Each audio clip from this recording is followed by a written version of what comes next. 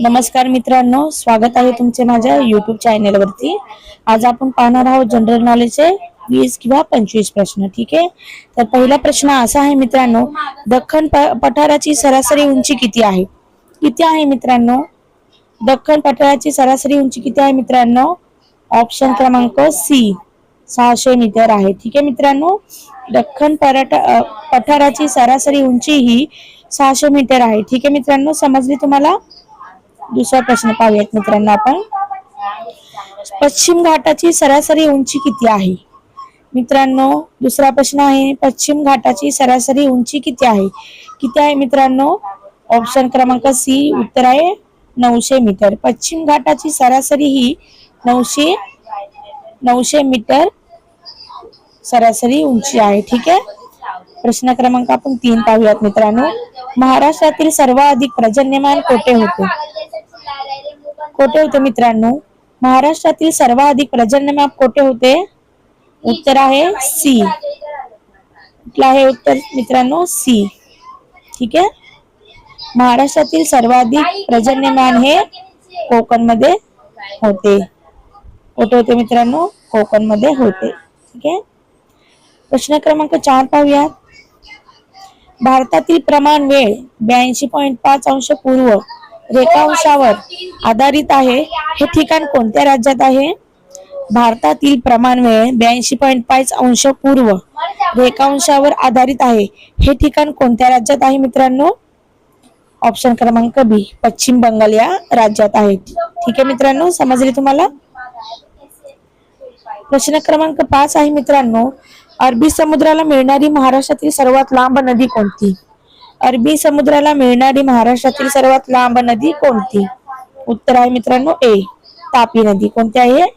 Option क्रमांक 1 उत्तर आहे तापी नदी। ठीक आहे, प्रश्न 6 कृष्णा नदीचा उगम कोठे आहे किंवा कृष्णा नदीचा उगम कोठे होतो मित्रांनो? उत्तर आहे महाबळेश्वर। ऑप्शन क्रमांक बी कृष्णा नदीचा उगम हा महाबळेश्वरती होतो। ठीक आहे, महाबळेश्वरला होतो। प्रश्न क्रमांक 7 आहे मित्रांनो, सह्याद्री पर्वत रांगेचा विस्तार कोणत्या दिशेने आहे? प्रश्न क्रमांक 7 आहे मित्रांनो, सह्याद्री पर्वत रांगेचा विस्तार कोणत्या दिशेने आहे? उत्तर आहे उत्तर व दक्षिण। ऑप्शन क्रमांक बी सह्याद्री पर्वत रांगेचा विस्तार हा उत्तर दक्षिण साइड दिशेने होतो किंवा साइडने होतो। ठीक आहे, प्रश्न क्रमांक 8 आहे मित्रांनो, महाराष्ट्रातील सर्वात उंच शिखर कळसुबाईची उंची किती आहे? सोपा प्रश्न आहे, खूपदा विचारलेला आहे मित्रांनो। आयएमपी क्वेश्चन आहे, आयएमपी क्वेश्चन आहे मित्रांनो, खूपदा विचारलेला आहे। जे स्पर्धा परीक्षेची तयारी करतात त्यांना माहित असेल, खूप वेळ विचारतात। महाराष्ट्रातील सर्वात उंच शिखर कळसुबाईची उंची किती आहे मित्रांनो? 1646। ऑप्शन क्रमांक बी। ठीक आहे, प्रश्न क्रमांक आहे 9, लोणार सरोवर कोणत्या खडकात आहे? लोणार सरोवर कोणत्या खडकात आहे मित्रांनो? ऑप्शन क्रमांक बी बेसॉल्ट। ठीक आहे, प्रश्न क्रमांक 10, कोकण किनारपट्टी कोणत्या समुद्रालगत आहे? कोकण किनारपट्टी ही कोणत्या समुद्रालगत आहे? कोणत्या आहे? बंगालचा उपसागर आहे का? सॉरी मित्रांनो, लोणार सरोवर कोणत्या खडकात आहे मित्रांनो? झालेल्या वाटतं बेसॉल्ट खडकामध्ये आहे। ठीक आहे, प्रश्न क्रमांक 10 आहे मित्रांनो, कोकण किनारपट्टी कोणत्या समुद्रालगत आहे? कोणत्या समुद्रालगत आहे? बंगालच्या उपसागर मध्ये आहे की अरबी समुद्रामध्ये आहे की लाल समुद्रामध्ये आहे का भूमध्य समुद्राजवळ आहे? कोणत्या समुद्रामध्ये आहे?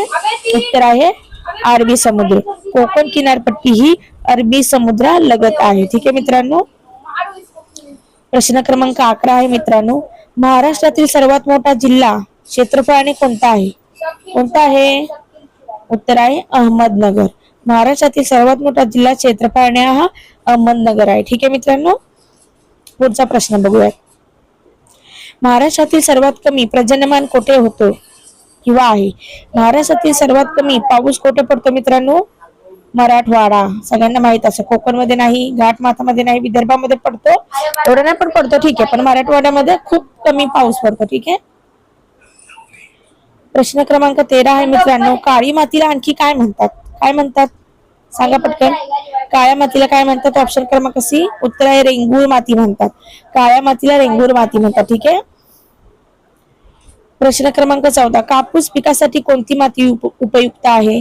कापूस पिकासाठी कोणती माती उपयुक्त आहे मित्रांनो? तर काळी माती उपयुक्त आहे. लाल माती नाही, वाळूही नाही किंवा गाळाची नाही. तर कापूस पिकासाठी, कापूस हे पीक, कापूस पिकासाठी जेव्हा आपण शेती करतो तेव्हा ही काळी माती उपयुक्त खूप असते. त्याच्याने कापूस पिका खूप चांगला भरभरून येतो. ठीक आहे.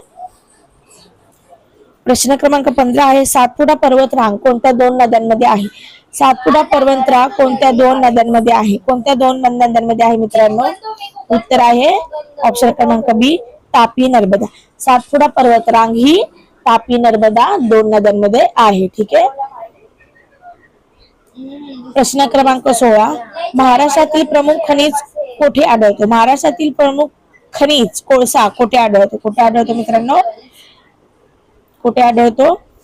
चंद्रपूर येथे आढळतो. चंद्रपूर येथे आढळतो. ठीक आहे मित्रांनो. पुढचा प्रश्न पाहूया. महाराष्ट्राचा बहुतांश भाग कोणत्या पठारात येतो? कोणत्या पठारात येतो मित्रांनो? दख्खन. महाराष्ट्राचा बहुतांश भाग हा दख्खन पठारात येतो मित्रांनो. ठीक आहे. प्रश्न क्रमांक 18 पाहूयात मित्रांनो. भीमा नदी कोणत्या नदीची उपनदी आहे? भीमा नदी ही कोणत्या नदीची उपनदी आहे? उत्तर आहे कृष्णा. भीमा नदी ही कृष्णा नदीची उपनदी आहे. समजलं मित्रांनो. 19वा प्रश्न आहे, जायकवाडी धरण कोणत्या नदीवर आहे? कोणत्या नदीवर आहे मित्रांनो? कृष्णा आहे का, भीमा आहे का, की गोदावरी की तापी? कोणत्या नदीवरती आहे? तर उत्तर आहे मित्रांनो सी धरण. जायकवाडी धरण हे गोदावरी नदीवरती आहे. ठीक आहे मित्रांनो. प्रश्न क्रमांक 20 पाहूयात. महाराष्ट्रातील प्रमुख पीक ऊस कोणत्या भागात जास्त घेतले जाते? सांगा मित्रांनो. सोपा प्रश्न आहे, खूप वेळा विचारला जातो. IMP आहे मित्रांनो. IMP आहे. महाराष्ट्रातील प्रमुख पीक ऊस कोणत्या भागात जास्त घेतले जाते मित्रांनो? पश्चिम महाराष्ट्र या भागामध्ये जास्त घेतले जाते. ठीक आहे. धन्यवाद मित्रांनो. इथेच आपला लास्टचा प्रश्न संपलेला आहे मित्रांनो. पूर्ण व्हिडिओ बघितल्याबद्दल तुमचे खूप आभार आणि पुढचा व्हिडिओ नक्कीच येईल मित्रांनो.